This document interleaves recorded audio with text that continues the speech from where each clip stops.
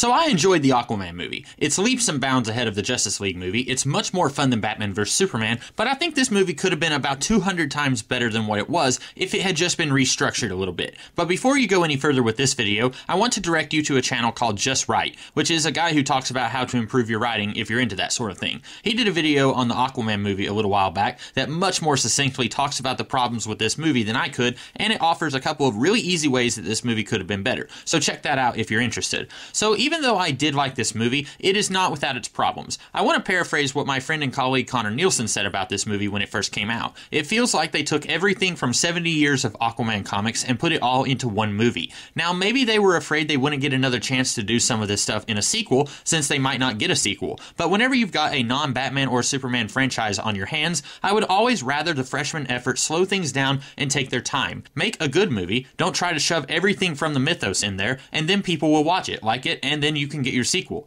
I think the biggest mistake this movie made was putting Arthur on the Atlantean throne by the end of the movie. You've got a guy who has zero experience with leading anyone, let alone, by my count, 4 different underwater kingdoms, and by the end of the movie, he's in charge of all of them, and he says this is going to be fun. Is it though? I guess being on top of the world has its advantages, but heavy is the head that wears the crown. You've got all these responsibilities. These people have these religious feuds with this other kingdom that has sworn fealty to Arthur. These people need more food. The humans haven't stopped polluting the oceans. What are you going to do about that, child of two worlds? This movie doesn't address any of that, and if we ever get a sequel, I don't know if it will either. So the biggest change I would make here is make this a little bit more like the Conan the Barbarian movies in one significant way. The first Conan movie has a guy who probably doesn't even know how to read, and he's almost a sidekick in his own movie, while Valeria is the one doing all the heroic stuff. And then after his mission is completed in the movie, you get a bombshell of an ending. According to Mako, someday the big lovable idiot is going to be the king. Someday, but not today. These movies should have done that. Take your time, get Arthur slowly onto the throne, and when it does finally happen in Aquaman 3, Aqualad finally kisses a girl, it can feel like our main character has earned it. I never thought I would be bringing up King Arthur Legend of the Sword twice while talking about these DC Extended Universe movies, but this movie says that if Arthur finds his mother's magic trident, that everyone in the sea will respect him and treat him like a king, much like how that King Arthur movie feels like everyone follows him because his sword did some cool magic tricks instead of him acting like a king worth following. So get rid of the magic trident, spend some time showing Aquaman going from being a bar brawler to someone who will at least sit down and think things through before challenging the king of a sovereign nation to a fight without having seen him in action before. The movie kinda does that, but I don't ever buy Arthur's journey. I like the scene where he's telling Mera about the Roman generals and the emperor, and he says his dad taught him about history. There should be more of that. More of him drawing on his experiences in the surface world and using them to his advantage underwater. Oh, these guys have never heard of the Trojan War. Let's do this thing with a big seahorse and we get inside and sneak our way in. We get that with the Pinocchio thing, but it's treated like a joke. I would want more of that treated a little more seriously. So here's a rundown of how my version of the Aquaman movie would go. You get a James Bond type cold open with Black Manta at the beginning of the movie. The whole scene is pretty problematic in the movie, and it should be tweaked just slightly. Black Manta's father should have gone for the kill after Aquaman warned him that his skin was impenetrable. He shoots a harpoon, it bounces off Aquaman, pierces a pressurized tank that explodes, and kills Black Manta's father. And most importantly, Black Manta was not in the room when it happened, so as far as he knows, Aquaman murdered his father. Black Manta then goes even further down the path of villainy, much like Harry Osborn in the Sam Raimi Spider-Man movies. From his perspective, he sees his father as perfect and Aquaman as responsible for his father's death. The way the scene played out in the movie we got was just bad. Yes, these people are pirates who have killed innocent people, and under different circumstances, I could see Aquaman going for the justified kill. But here, he lets a dude die who he very easily could have saved. If it had been a situation where some of the victims of Black Manta's crew are trapped under a thing and they are about to drown, and so is Black Manta's father, and Aquaman chooses to save the victims, allowing the pirate to die, then I could have even bought that. And then he feels bad, but he knows that he had to make a choice and someone would have died no matter what. In the movie we got, all he had to do was take Black Manta and his father to the National Guard and say, these guys killed some people, and here's an entire submarine full of witnesses who can attest to that. Then, and this is the big change, I would reduce Black Manta's role considerably. You can save one half of Aquaman's known rogues gallery for Aquaman 2, The Lori Lamaris Diary. I wouldn't do a post-credit scene with Black Manta meeting Jim from The Office, and I wouldn't have a prolonged fight scene in Sicily. You can bring Manta back in a small role about halfway into the movie, but the focus here needs to be on Arthur's journey to becoming more of a leader, and shoving 10 minutes of admittedly cool-looking fight scenes into this part of the movie felt more like, wait, this is a superhero movie, we need some punching, and less like something the story naturally called for.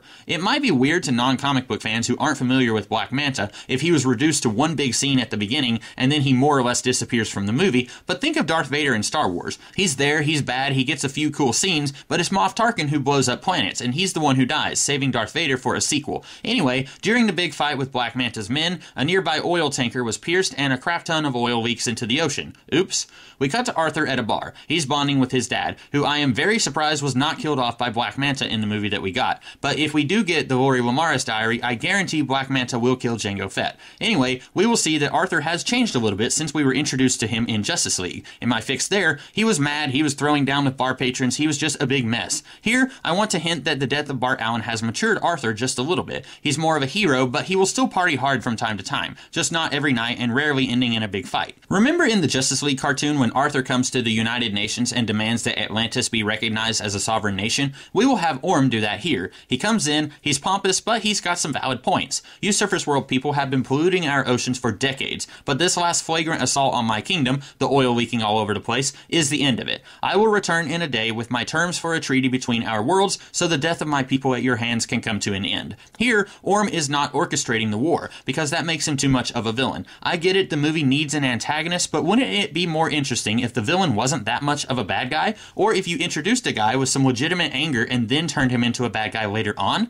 This movie offers just enough reason for Orm to actually be angry at the surface world. All that garbage and pollution looks pretty disgusting, but is it actually harming the Atlanteans? From what little we see of them, they seem to have a pretty good, clean life down here. So instead of Orm hiring Black Manta to pretend to be a surface world nation striking at Atlantis, let's have Orm have some legitimate reason to have some conflict with the surface world. So the surface world people don't like veiled threats from some dude who comes from a country that hasn't even bothered showing up to any summit meetings before, because it's really dumb that the surface world people would be skeptical about the existence of Atlantis when Aquaman is like right there. You've seen 2 alien invasions in less than 5 years and you don't believe in Atlantis? So they're like, yeah, let's get ready for war. That guy looked like he was about ready to kill us all. Meanwhile, Arthur meets Mera for the first time, since she was not in my fix for the Justice League movie. Aquaman knows almost nothing about his heritage. His dad told him that his mom came from the ocean, but Arthur has tried seeking his mother's people out and could never find them or any information about them. Maybe you could say that Arthur even contacted Jim from the office and they compared notes, Arthur because he wanted to find his people, and Jim because he wanted to study a real-life Atlantean. But still, Arthur couldn't find anything. So instead of witty banter where Arthur isn't interested in anything Mera has to say, he's fascinated to finally meet someone who can give him some answers. And Mera is like, what do you mean? Volko is right over there. He's been watching you your entire life.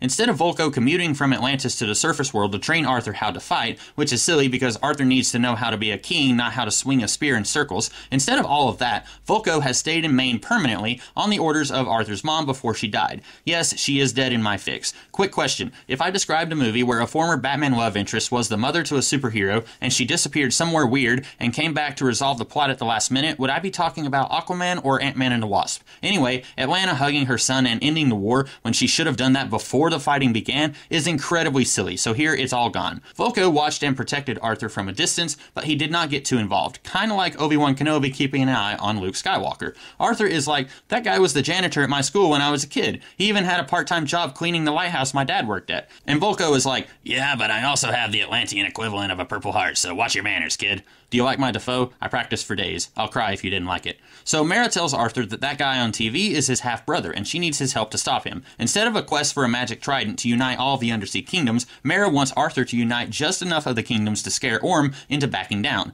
Lucky for Arthur, Mera is the princess of Zebel, one of the other sea nations that has a tense peace with Orm and Atlantis. So they do a political marriage, and Arthur is effectively the prince of Zebel now. She is not engaged to Orm here like in the movie. That was just there so that Arthur can have the sad eyes when he finds that out, even though he's only known Mera for about 4 minutes, so he shouldn't have been that upset at this development.